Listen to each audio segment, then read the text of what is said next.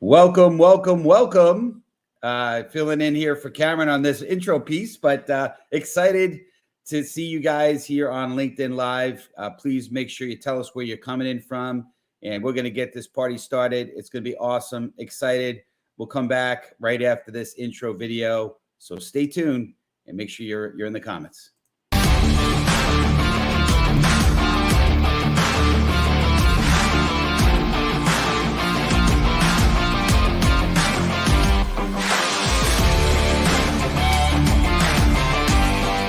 He challenged me. He said, you should meet 2 or 3 people every day. We're talking about how to level up on LinkedIn and engagement, being the go-giver, the idea that being open to opportunities. We're all deal with challenges, but how do you overcome that? Master Connector with Steve Spiro and Cameron Toth is live on air.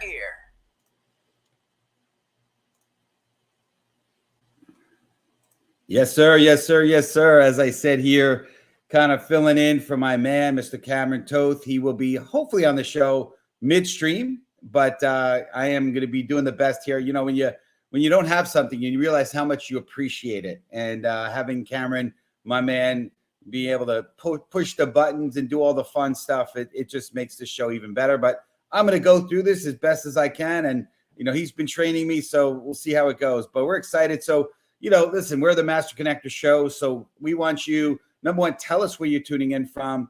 We're appreciative you're here. We love our community. We love you guys. It's big time. And we want you to communicate and connect with each other. So go and get in the comments right now and make sure you're just, you're connecting with each other and show some love, right? And if you also appreciate the show right now, if you can, go ahead and share it out to your community. Get this link out, because we want to be the light. That's our mission here on the show, is to be the light, uplift and inspire and encourage. So hopefully this show has done that for you, and you'll want to share some love with the people in your community. So here's the deal, right? So Steve Spiro, the Master Connector, coming at you live and direct here. And, famous philosopher and reggae artist, Mr. Bob Marley, said, emancipate yourself from mental slavery. None but ourselves can free our minds. And I know Cameron put in one of the posts recently, free your minds and the rest will follow. I think that's a Madonna song, I believe. But anyway, here's another quote. I know but one freedom, and that is the freedom of the mind. And I'll try not to butcher this name, but it's Antoinette de Saint-Exupéry. Probably butchering. My French friends will probably be writing me letters, because that was definitely butchered for sure. But have you ever asked yourself, what's holding me back from success? Do you struggle with the battle of success versus fulfillment? I know I've had that challenge in my life. Are you like me at times? Like, I feel like, honestly, an A player stuck in a B game. That's been me. Not now currently, but at times. And I know, and this is if you're saying this to yourself, I know I need to unleash my true potential. I don't know if that's happened to you, but it definitely has happened to me over time. Have you been holding back and want to figure out how to get unstuck and tap into the extra power and ultimately get into that next gear, right? Now, if some of those things resonate with you, this show is and our guest today is going to be a blessing to you big time. All right. Now, even though his name is Luke, and it may seem a little like what he's talking about, maybe Jedi mind trick stuff, okay? You could tap into, and don't have to really be you can tap into what he's going to talk about, and you don't have to be a Jedi master. I'm just sort of being funny. Obviously, Luke, we're talking mindset, to use the Force too, okay? And we're not talking about crazy Star Wars, Force. So if you're ready for me to now introduce Luke, please, in the comment, I want you to type in hashtag use no force, USENOFORCE. So I want you to type in use no force right now. And again, if Cameron was here, he'd be typing in that and have that in the comments, but I can't multitask. So go ahead and type in use no force, or whatever you want to type in. You can say ready. I don't care if that's too complicated for you. We just want participation. So if you're ready, I'm going to go ahead now and I'm going to read the best I can. Remember, learning disabled dyslexic guy. So I'm going to read bring up Luke here, and I'm going to read his bio. So here we go. There's Mr. Luke. Luke Harlan is a well sought after transformational mindset coach and a speaker, helping professionals create their best and most purpose-driven life of impact and fulfillment with absolute clarity, confidence, and direction. His powerful platform, Mindset Freedom, empowers you to make the necessary shifts in your thinking to operate from a framework of self-awareness, accountability, belief, and aligned vision to achieve your goals. Luke absolutely believes in the untapped potential and greatness that resides in all of us. He's obsessed with helping those ready for more to embrace and unleash their true potential. He blends his creativity, humor, and real-world experience with absolute candor and compassion to awaken, inspire, and empower his audience and clients. Please welcome to the show the Jedi Master of Mindset, Mr. Luke Harlan. Wow, that was quite an intro. Thank you so much, Steve. That was awesome. You got through it. Oh, and look who just joined us. Wow. There he is. See, fresh from the airport, baby. Yeah, you made me do that intro myself, Cameron. You could have been on there doing that intro for me. It's all fun and games. He wanted to see how you did. Good job. That was awesome. I did the best I can. So yeah, this is great to have you on the show here, and we're excited. I mean, obviously, you and I had some really good conversations. Yep. So, we want to hear from you right now. So obviously, community, we're all about stories. We want to hear from people and their background. So we want you to type in #TellUs if you're ready for this first question we're going to ask Luke. So just type in #TellUs. So here it is, Luke. You ready? Tell us how you became to be known as a transformational mindset coach. Love to hear it from you, sir. Sure. It was a great transition for me because I was my first client. So multiple years ago, about 3 or 4 years ago, I was working in digital agency and strategic consulting. And I really noticed this great divide between people who are hitting home runs and people who are only hitting singles and doubles. And we know in marketing, there's market, media, and message, but there was that fourth M, that mindset piece that really wasn't tangible. And it's not something you bring up to a CEO or a, business professional. Hey, the thing that's wrong with your company is actually you. You don't really get hired that way. But in that application of learning how people think and why they're holding themselves back and why some people, given all the same resources, are hitting home runs and some hitting singles and doubles, I turned that mirror on myself and realized there were certain areas of my life that I was only hitting singles and doubles. And how am I going to help other people unless I figure out what's holding me back? Why am I going 2 steps forward, 1 step back in certain areas of my life? And that became this first stage of self-awareness, of curiosity, into understanding how our mind works. We're so used to chasing the external things, as entrepreneurs and business owners, and we have that ADD, and we're taught by society that the external is going to fix the internal, and it's just not the case. So I went down on my rabbit hole and I hit some hard times, and I had to come to Jesus with myself and say, what is going on in my head? How do I become the person that can hit the home runs? And just in that endeavor of just learning and studying the mind and behavior and a lot of other things, not to go in too much into detail, is when I pivoted and I shifted and I really transitioned from, instead of just wanting to help top line revenue and businesses, I wanted to actually help people become better and pay it forward. Instead of just giving someone a fish, I wanted to teach them how to fish. And that was my transformation into, between success and actual fulfillment and having passion to, do what I do now. So that's kind of the overview of how I slid into transformational mindset coaching, is to really help people. And that was part of my journey, my transformation, and now the bridge to what gets me up in the morning and where I have my most joy and passion.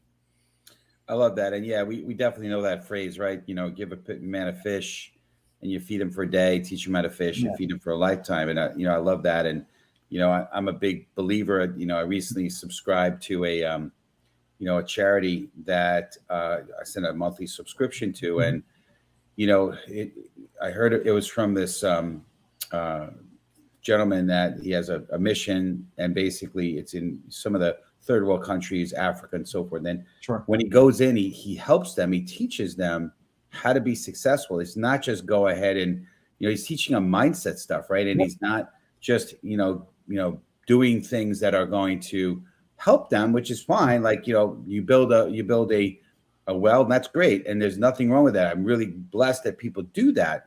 But ultimately, if you're not fixing the mindset and their methodology and how they operate, how they think, then a lot of the issues are going to continue to sustain. Maybe you solve the water, but then there's other challenges, right? So I love the fact that what your purpose here is in what you're doing, for sure. Yeah. Well, it's like Einstein said, we can't, solve the level of problems with the same level of thinking that created them. That's right. So unless we expand ourselves and change and evolve in our mindsets, then we're going to continue to be that mouse on a wheel, repeating the same issues and obstacles. Absolutely. Well, on that note, we want to talk about getting unstuck. So if you're ready, community, I want you to type in #stuck, even though we want to get unstuck. If you're feeling stuck, right? Cameron, you want to chime in there? I see you coming on screen. Yeah. I was just going to say, I think this thing around being stuck, and just wanted to say, thank you for giving me grace and letting me join the show here. I just got in from a interesting plane ride, interesting in the sense that I was able to sleep and get some rest. And it was longer than I thought it would coming from Chicago. So, I think everyone gets at some point stuck. And so people might be thinking about this in a lot of different ways. Well, I'm not stuck, but sometimes, when everything's sort of, there's no problems, we're still stuck because we're not progressing. We're not moving towards our goals. And we haven't even etched out our goals, right? We haven't said, this is where I want to be. And so the stuck starts before, with hiring. When you're growing a company, sometimes you need to hire before you need the person. And so, thinking about this stuff even before you start feeling that way helps you to prevent you from, all of a sudden, oh man, I'm in a rut, and it's really not something that came on suddenly. It's been creeping up for a while. Absolutely. And I just want to say, just to piggyback off what you said, right? A lot of times we are in a place where we're good, but I believe, and if you've been on the show a while, you've probably heard me say this, right? We're either a tomato that's ripening or a tomato that's rotten. Yeah, So exactly. We're staying in static mode. We're actually going backwards, in my opinion. So you may not even be realizing, to your point, Cameron, that you are stuck. But if you're status quo, I don't like status quo. I like to challenge the status quo, right? So the question I want you to hear from you, Luke. If you don't stretch, you're gonna break, right? Yeah. But many people feel unfulfilled and they want more. They want to know how to overcome their limiting beliefs, right? So how do you get unstuck? That's kind of the nature, because we could go a lot of directions unstuck, but overcoming those limiting beliefs. Well, first of all, you have to, the first thing is you have to engage everyone on this is looking to learn something. So they're already in a first phase. There are 5 distinct shifts that need to happen in your mindset to create the life that you want. And the first one we enter into without being told, because it becomes that curiosity. You're in a pain point, and that's self-awareness. Is when you crack the door of self-awareness, you realize you're not ignorant to the fact that, hey, I'm feeling stuck. I want more. I want to do more. I want to be more. There's an impediment to my happiness or fulfillment, or even defining that. As Cameron was alluding to, which is the first thing. It's like, what do you really want? And if you haven't defined those goals, then it's going to be really hard to create that plan or get the resources or even adopt the mindset that's going to allow you to become the person that can execute on those things. So the first part of getting unstuck is you kind of wander into it because you have that pain point, and then you're open and curious enough to start asking those questions. And that first step of stage of self-awareness is going from what we call the conscious and competent to the unconscious and competent to the conscious and competent, meaning, hey, I just don't know what I don't know, but maybe if I learn a little bit more and ask the right questions, I'll be steered in the right direction. So that's really is being open and dropping the ego at the door and raising your hand and saying, hey, who can help me? And this is my issue. And by having that dialogue, you're going to introduce new information so your brain can start expounding upon that to other possibilities from where you're stuck, if that makes sense. I think you're on mute, Steve. It's not a good show unless I do there you go. We brought in the sign people, so it's all good. Yes, absolutely. Well, good stuff. Yeah, no doubt about it. And you totally makes sense and resonates for sure. So we want to kind of move on here and kind of get into another topic a little bit here, and that is the topic on doubt. So type in #doubt community. we want, again, we love you being on here, but we want you to be a LinkedIn participator, not a LinkedIn lurker. So just type in hashtag doubt. But here's the question, right? And we all have had self-doubt. We've all had fear, right? So how do you lose that self-doubt and that fear, which holds us back from creating real transformation? Tell us a little bit about your perspective on that, for sure. Well, self-doubt originates out of the belief system, what you believe about yourself to be true. And remember, that's programmatic from our environment. If we go back to before the age of 7, we didn't have the ability to discern our context of how we thought. We were like a computer, bought at the store. It already came with an operating system. For us, that operating system was given to us by our family, our parents, the media, the news, our friends. Anything we were surrounded gave us our belief set. The problem is 95% of us still operate on that belief set from our childhood. So therefore, those beliefs may not serve our conscious goals in the now. So when we go to do something and we say consciously, I want to, go out there and start this business or engage in this new relationship or do something that gets you out of your comfort zone, and you have fear with that because all sorts of fear of judgment, fear you won't do well. A lot of those beliefs are intrinsically given to you as a child, and we don't challenge those. And that's the first stage, is just identifying where that concept that maybe you're not good enough or you can't do those sort of things. Where's that voice? Because we have a trickster voice in our head. Those thoughts aren't our own thoughts. We can't trust what we're thinking if we didn't originate or verify and validate where those belief sets came from. So you really kind of have to go back to the origin to understand, why do I think the way I think? And is it congruent with what I'm trying to achieve? If it's not, we need to challenge and choose new beliefs and then take the actions to turn them into habits and behaviors. And that starts to alleviate and take the doubt out of it, because you're erasing that variable that is not something that you really originated with you, but was provided to you by your environment. Yeah, I love that, because you get so much of that. We have women feeling they're ugly because of what's on the cover of a magazine. Sure. We have people guilty that they're receiving a paycheck because they've been taught that money is the root of all evil. Yep. And so it holds you back, right? And so you have all of these things, all these messages. And it is, how do you work with folks to sort of get at some of those limiting beliefs so they understand that they have them? Well, a lot of it's through assessment, self-assessment, and conversations about empowering them through those 5 shifts, those transformational shifts. When they're in self-awareness, the second shift is accountability, of taking ownership of their lives. And into that, we transition into beliefs. And when we look at beliefs, they have to identify, who do they want to become? Like, what do they want to accomplish? That first, what you talked about, Cameron, is like, what is their goal? What is their why? Why do they want to accomplish these things? And then we identify, what are the characteristics of the people who accomplish those goals that they're looking to do? What are those behaviors? And when we look at those behaviors, whether it's confidence, it's courage, it's drive, it's determination, it's discipline. These are all skills that can be acquired over time and become habits and behaviors.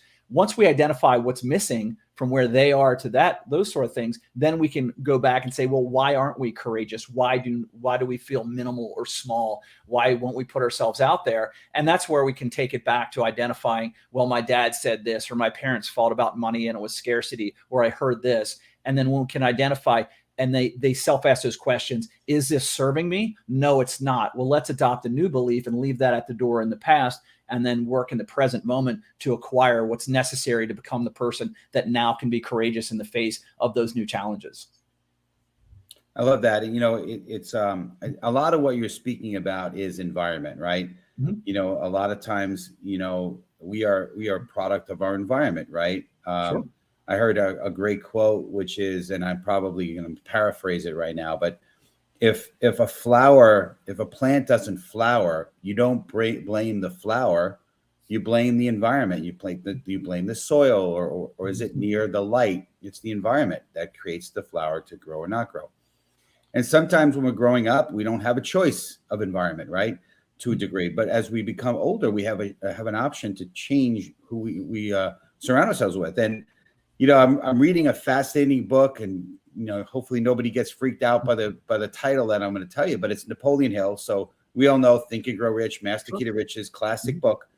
But he wrote a book, and it never got published until more recently because it was so controversial, and it was Outwitting the Devil. Yes, great, excellent book. Great book, and it's like blowing my mind. And he's asking, it's obviously a fictitious, it's not a true interview, but it's based off of this concept. And he's interviewing the devil, and he says, okay, what are one of the main things that stops people from succeeding? And he talked about the surroundings, your environment, who you surround yourself with, right?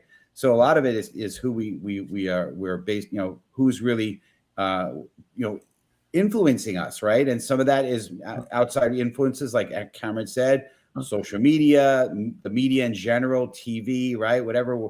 But also what we're allowing ourselves to put in our ears, right? Because you could decide to do that or not.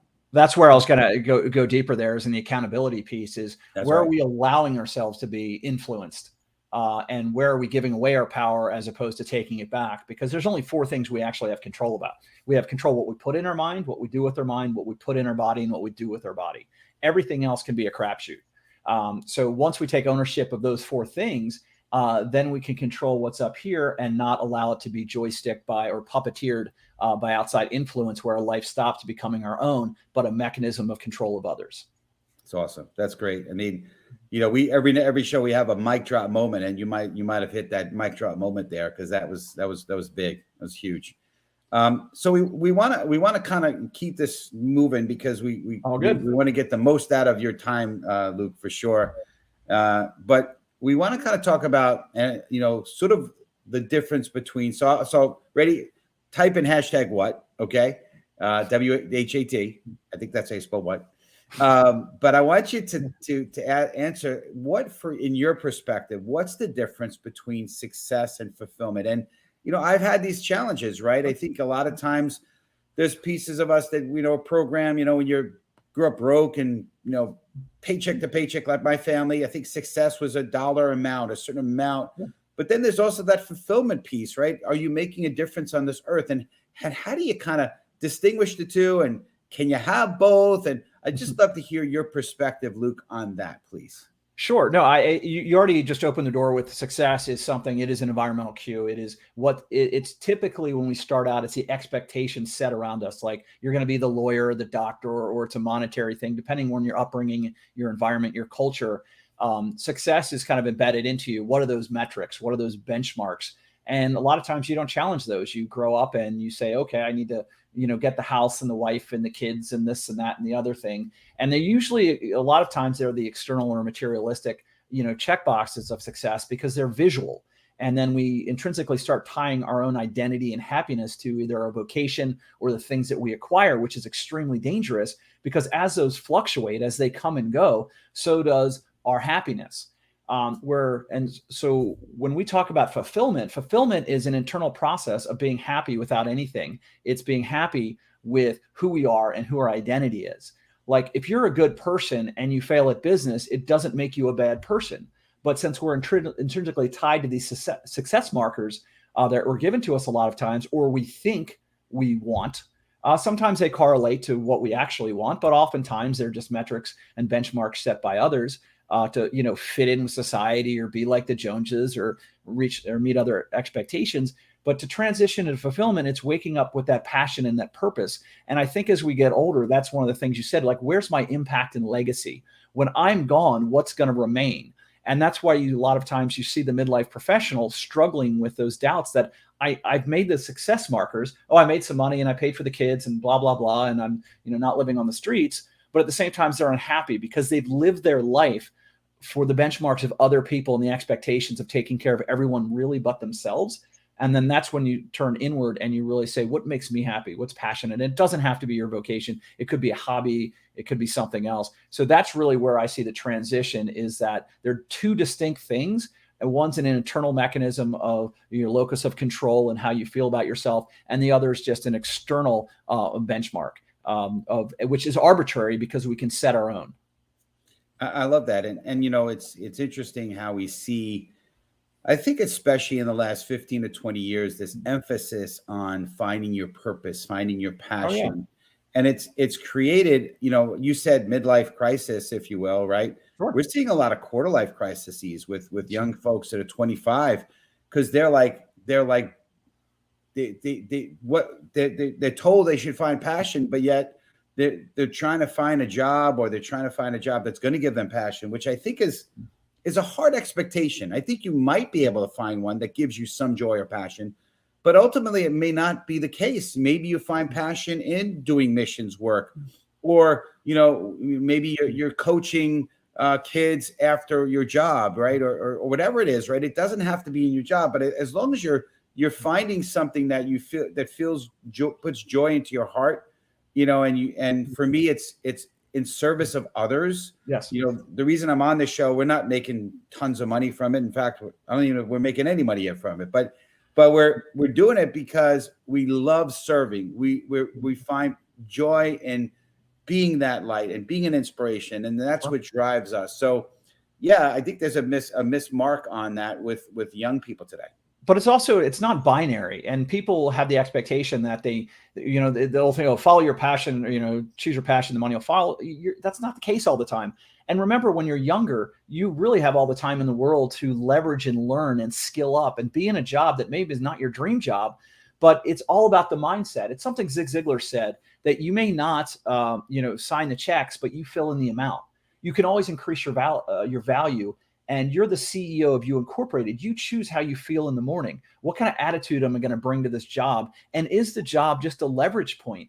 If there are things you want in your life and that job is going to get you that, and the things you want in your life are more fulfilling, but the job is just a conduit, then that job, you can borrow that passion and purpose from the outcome that you're seeking and infuse it in your mindset as you go to your day-to-day, even if it's, picking up garbage or any sort of vocation, because it's all how you treat yourself internally. And this is your life, and you're just leveraging this one thing to get the thing you really want, because it's a practical application of how the workforce works. If you go into every job saying, this is not my dream job, you're just going to create an environment where you're never going to grow. You're going to be dissatisfied. You're going to be looking for external fulfillment. And no matter what you get to, when you get that dream job, it's going to be completely unfulfilling, because you haven't learned how to evolve and take the present moment at its most happiest peak and understand that you control that, not what you're doing. Yeah, I love that. Yeah. Good, Cameron. Looks like you were going to try to say something. Yeah, I was just going to say, along these same lines of, work hard and you can shape your own destiny and you can be truly fulfilled. You can follow your passion and I think that, with so many of these things, if you save your money, you'll be rich. It's a little bit more nuanced than that, Sure. Right?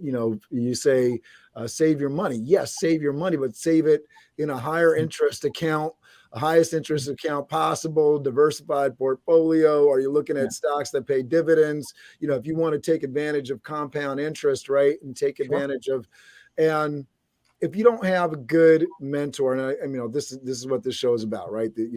Three of us here working hard to light up some of these pathways and be the light for folks. And the same thing can be true for somebody entering into any career. It's more nuanced than that. And I think, everybody's got to, shovel a little manure if you're trying to work your way into, owning a great bit of land that grows something on it, right? You're going to have to do some of that hard work, or maybe the road to that path, that goal-oriented path, is a little bit winding and challenging, and you got to suck it up a little bit. I think some of the best advice I heard on the financial end the other day was, when you're investing, and we talk about, the best time to plant a tree is 20 years ago. Yeah. And the second best time to plant a tree is right now, right? So it's, where we want to go, and what are we doing right now in this moment to make that happen? Absolutely, for sure. And it's interesting. I just want to take a side note. I know the value of saving money, and I'm not saying you shouldn't, and put money away in the market and all that stuff. We do it. We have a portfolio, etc. But I heard something say, recently, and I forget the exact math. I want to say, I'll just use $1 million, right? So if you put enough money away and you have $1 million in the bank in 20 years from now, that'd be great, right? But you know what? In 20 years from now, the value of that is, I think, $330,000, roughly, based upon the way money changes and doubles and all that kind of stuff, right? Or the value of money, right? And so $300,000 today, that'll last you 3 years if you're living off $1 million. So So there's value in all that, but I don't want to detour on that. But it's just the point that I heard recently, and I think the bigger thing is you want to make sure that, in my opinion, you invest in people, because people are more valuable than trees and more value than money. So that's just in my opinion. So yeah, your relationships, right? And so where do you want to go with your relationships? I think it's fitting in the theme, because it's like, what are you doing on a daily basis to grow your relationships, grow yourself, stretch so you don't break, right? But one of the key things in that is what I always like to say is verify and validate. We assume things to be true. And a lot of times there's myths, misconceptions, misunderstandings about things like that. Financial literacy, how money works. Where should our money be making more money? Should it be here? Should it be there? But when you start questioning that, when you don't assume it to be true because this is how your dad said to do it, or this is how your grandfather did it, or this is how the Rockefellers got real estate. When we look at all these sort of things, these models, we have to question, does it fit with us? Is it something, what's real, what's not real, what's going to apply to us? So really examining and questioning those misconceptions that we might be holding on to in our belief sets, because that's just going to frustrate us. If we're down the wrong path with the wrong math, we're not going to get the solutions that we're hoping to get. And then we'll feel frustrated and self-defeated when it really comes from information and education and opening up to being curious. What the reality is, or your reality is, with your economics or anything for that matter. I think it's just you need to question, right? And you need to change. Absolutely. And that's what this show is about as well, right? It's overcoming obstacles. It's having the grit to change in different perspective. I heard a story, and I don't know if I've shared this on the show before, but it was a story of I think it was 4 generations of women, right? So it was the daughter, who was, I think, maybe just turning 18, the mom, the grandma, and great grandma. And the daughter wanted to put this really fancy dinner together. She was proud. She wanted to entertain the entire family. And again, 4 generations were there. And she served this famous pot roast. And there was guests from other families that were there as well. And she brings it out, and everyone's enjoying the meal. And later on, one of the guests asks, she says, "Sally, can I ask a question? When you brought out the pot roast, it was delicious. Why it looked like it was chopped on the left side, on the both ends? So is there a reason to like more flavor or juicy or whatever?" She's like, "I don't know." And that's how Mom did it. "Hey, Mom, why did we chop the pot roast?"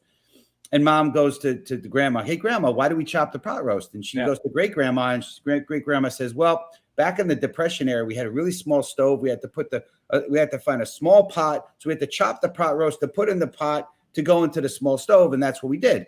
Yeah. And, it's just, we just do things because we were programmed to do it, but not necessarily for any reason. You got to question it. So, well, exactly. I mean, and that's because there's 9 times out of 10, there's a better way. There's a better mousetrap. But if we don't question it, we'll never find it. And we do not want to be the first person through the minefield and get blown up. And that's why we ask the right questions. And back to Cameron saying, that's why we have mentors and coaches and people we follow, because they've already traversed it. We don't have the time or the resources to get blown up at every turn. So that's the greatest thing. The coaches have coaches. I have a coach. I mean, like, this is, you can't give yourself insight and perspective. So that's why you come to these things. For everyone who's on this, this is kind of validation of maybe what you already thought, or introducing to a new concept where you get to go challenge and maybe choose something different that's going to move you forward. Absolutely. Well, we want to finish up with one last question. So I want you to type in #BEST, BEST, and we want to know, as we kind of wrap up here, and after we answer this, maybe you could tell the community the best way to reach you. Speaking of best, right? But the what's the best way to creating the life of somebody's dreams with absolute clarity, confidence, and direction? What you need to do, this is a mindset perspective shift that changed my life in a lot of ways, because I was on the other side of this. And that is the expression from something I read in a great book by Jim Detmer called The 15 Commitments of Conscious Leadership. And I believe it was borrowed from Eckhart Tolle. And this is, when you look at life as happening for you and not to you, you go from the victim to the victor, and you assume responsibility and control for your mind, your thoughts, your actions, and outcomes. And when you do that, life's not going to be, a bowl of cherries. But when things come at you, they're not obstacles, they're opportunities. They're opportunities if you're open and have a growth mindset for you to grow, learn, get resilience, discipline, and skill up to have that thicker skin So have more courage, and that belief cycle just gets increased. So you're going to attack the next thing, and you're going to look forward to the challenges, because nothing amazing ever comes easy. You have to fight through it. And 9 times out of 10, what you're really fighting are your own limiting beliefs, are your self-limiting beliefs, and those obstacles in what I call the mindset prison, where you establish boundaries for where you think you can and cannot go. And that's why you need to grow through what you go through.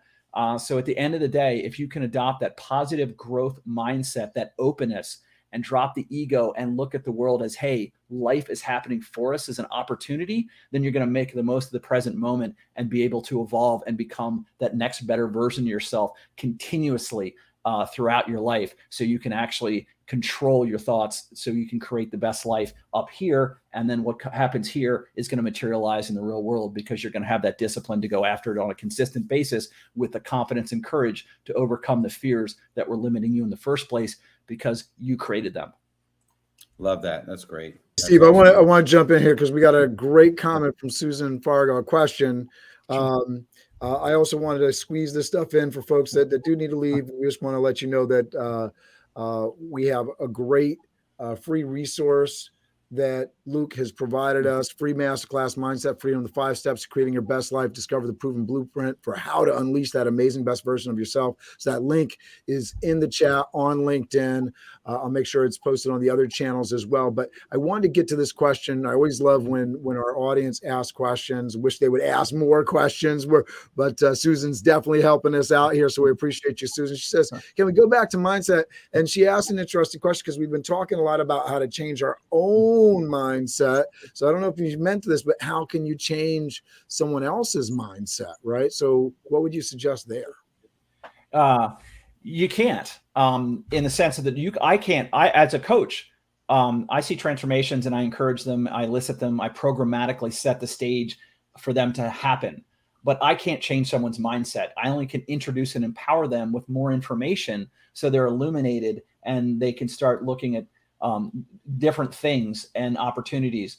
And what it is that you can, if you're trying to help somebody close to you change their mindset, a lot of times it's leading by example, something this show is about, which is being the light. And it's something I have on my wall. It says, be the light that you would want to follow. So you can lead by example, but at the end of the day, if they're not adopting any sort of growth mindset or curiosity or taking accountability, or in a pain point where they're willing to change, they're not going to be open to any of the information, which is just going to expand their minds for the possibilities that they have the power to actually affect that change. If they're limited, they're going to believe things are fixed. They're going to blame other things and people. They're not going to take accountability. You really can't help them to a degree, except to show empathy, and hopefully they'll be at 12 o'clock and ready to be opened up at some point, where you could introduce them to someone or a book or a program that's going to get them on that track once they enter their own phase of self-awareness. Absolutely. I heard it said, a man, and again, it's not a gender thing, but a man convinced against his will is of the same opinion still, right? And Yeah. it's hard to just change people, but you can do one thing I like to do is ask enough questions, hopefully getting them thinking. Sure. And then maybe offer a book, because hearing it from you, people get defensive. But especially if it's somebody's close, but if they hear it in a book and it's not necessarily about them, sometimes it could change their perspective. I know that's been very effective for me, as my mentor has given, especially read the book, How to Be Friends with People multiple times, on how to get me to kind of be different about my people skills and, have a better way with people and be better at communicating. So good stuff. That. All right. Well, we're wrapping up here. Sure. But this is great. We could probably go on for another hour or two, but this is awesome.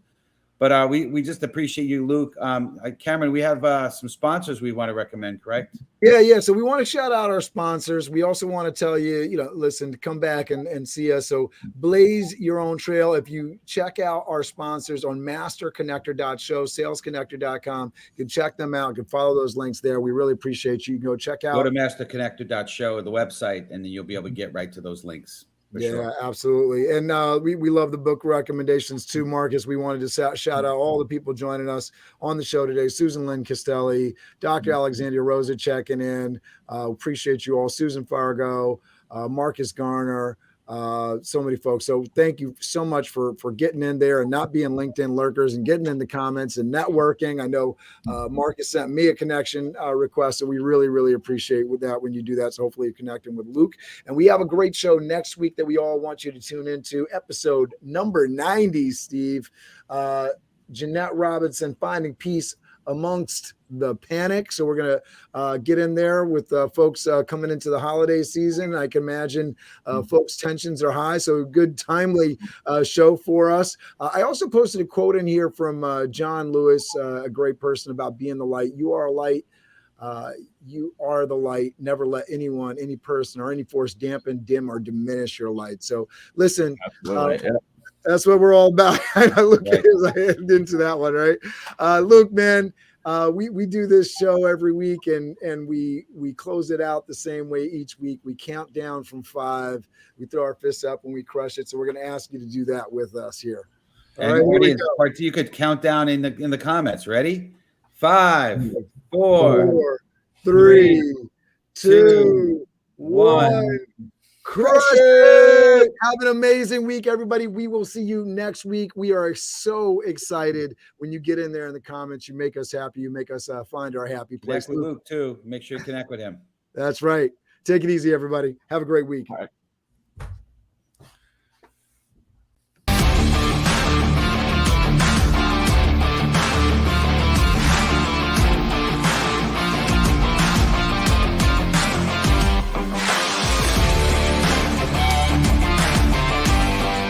You know, he challenged me. He said, you should meet 2 or 3 people every day. We're talking about how to level up on LinkedIn and engagement, being the go-giver, the idea that being open to opportunity. We're all deal with challenges, but how do you overcome that? Master Connector with Steve Spiro and Cameron Toth is live on air.